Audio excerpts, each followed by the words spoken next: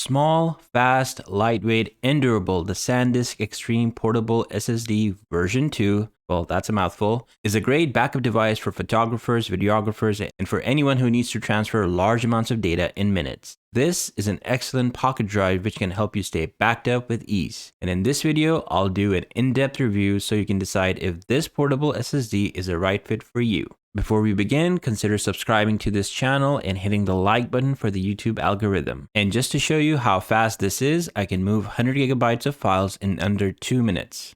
And I can even edit my videos right off of this SSD. Now I call that being productive. Now I admit you can get faster SSDs that are pretty fast, but they're also very expensive. For price to performance ratio, this SSD is an excellent drive. If you're running out of space on your laptop, then maybe getting this SSD is a good option for you. In my MacBook Pro review, one of the questions I get asked a lot is that is a 512 gigabyte version MacBook Pro enough? In my opinion, I would recommend that you get the extra storage upfront if your budget allows it. But if you're running out of space and if you're out of the return exchange period, then maybe getting a faster SSD, kind of like this one, just might be the next best option. I'll give you my example. I got my MacBook Pro in late November of 2021, and I've already used over 500 gigabytes for making YouTube videos. So to get additional space, I recently purchased the SanDisk 1TB Extreme SSD V2 to see if it performs as an external storage for my MacBook Pro. I use it for backing up my YouTube videos and quickly transferring gigabytes of files between my desktop PC and my MacBook Pro.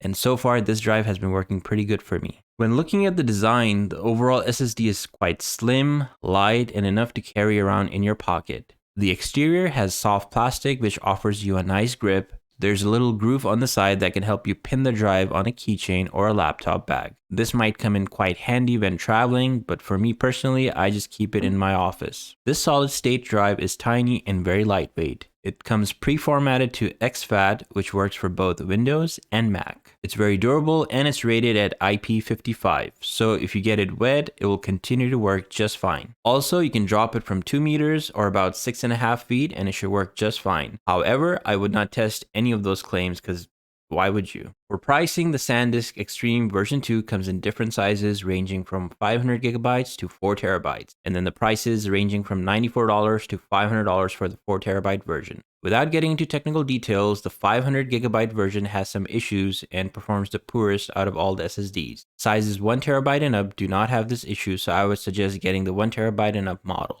I personally got the 1 terabyte version, which ran me around $130. Now, this drive sits in the middle of the SanDisk lineup. There's a version that's above this, which is the SanDisk Extreme Pro version 2. This is the non-Pro. The Pro version has read-write speeds of over 2000 megabytes. This non-Pro is about $75 cheaper, so keep that in mind when deciding between the drives. When it comes to the speed, this drive is rated to support sequential read-write speeds up to 1000 megabytes per second. But in my case, that all depends on your computer hardware. I tested this with 3 different devices and I got completely 3 different speeds. On some devices, it performed as advertised, and on some other devices, it was quite horrible speeds.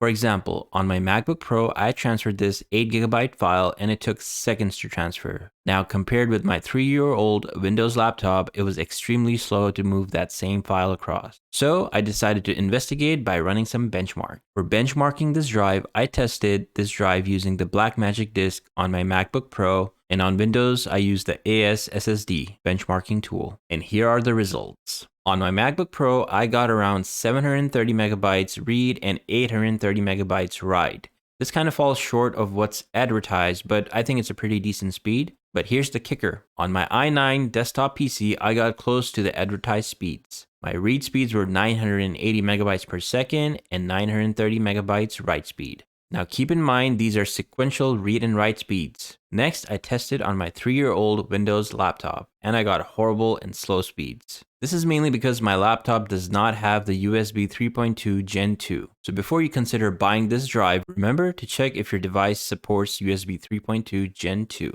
Just for comparison, I tested my MacBook Pro's internal SSD just to see how fast it was compared to this SSD. and the results came back, it was about 6 times faster. So in case you want a faster SSD than the SanDisk Extreme version 2, you can definitely check out the SanDisk Extreme Pro version 2, but it offers double the speed at 2000 megabytes per second read and write speeds. Also, the custom SSD enclosures are getting popular these days, but I think they are a little pricey. So for price to performance ratio, I think this is a pretty good drive. I also tested this drive by editing videos right off of this SSD, and to my surprise, it worked pretty well. I was able to edit videos with a breeze, and while using this, I experienced no lag at all. Actually, I'm editing this current video off of this SSD, so it's fair to say it worked pretty well.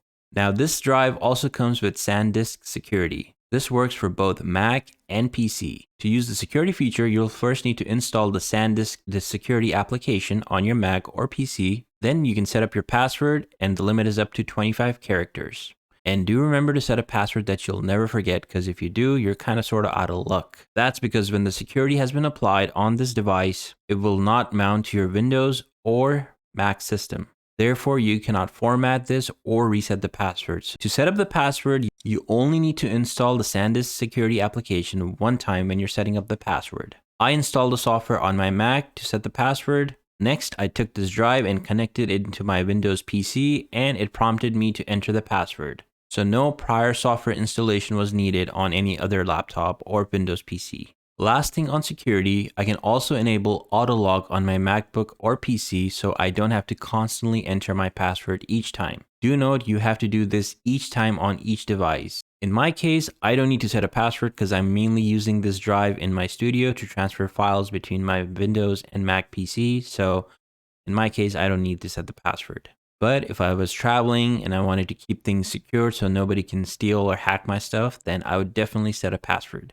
This drive supports up to USB 3.2 Gen 2, and it comes with a short USB-C to USB-C cable with a USB-C to USB-A adapter. But I think this cable is too short. SanDisk should have provided a longer cable. Some of the common issues with the portable SSD is that they slow down substantially after data has been written to them. This means when the SSD is empty, the read-write speeds will be the fastest, and then when the drives have anything over 40 gigabytes written to them, they'll perform a little slower. To test this, I copied my entire YouTube library, which is currently sitting at 364 gigabytes, and then I ran the Blackmagic disk speed test. And to my surprise, it performed exactly as it did when it was empty. So in my case, I did not see any performance degradation. The only con I have is that this SSD does not have a light indicator telling you if it's powered on or not. The second con is that the USB-C cable that they provide is too short. I wish it was just a little bit longer. The third is that USB-C slot is unprotected. They should have provided a rubber cover to seal the port but not in use. Also, the drive gets really hot after 15 minutes of constant use. But I guess that's common because I didn't see any performance issues overall. By the way, let me know if you have this SSD and it gets hot. Have you experienced any performance issues? Let me know in the comments below. This SanDisk SSD is small, fast, and ultra durable for photographers, videographers, and for anyone who needs to transfer gigabytes of data in a really quick time. This is an excellent pocket drive that can help you stay backed up with ease. If you're looking to buy a new portable drive, then consider buying this one. I'll link it in the description below. That's it, guys. Thank you so much for watching this video. Do remember to hit the like button for the YouTube algorithm and subscribe if you have enjoyed watching this video. Until next time, see you in the next one. And by the way, thank you so much for giving me your feedback on my audio. I've tried to make it better. Let me know if it improved or not.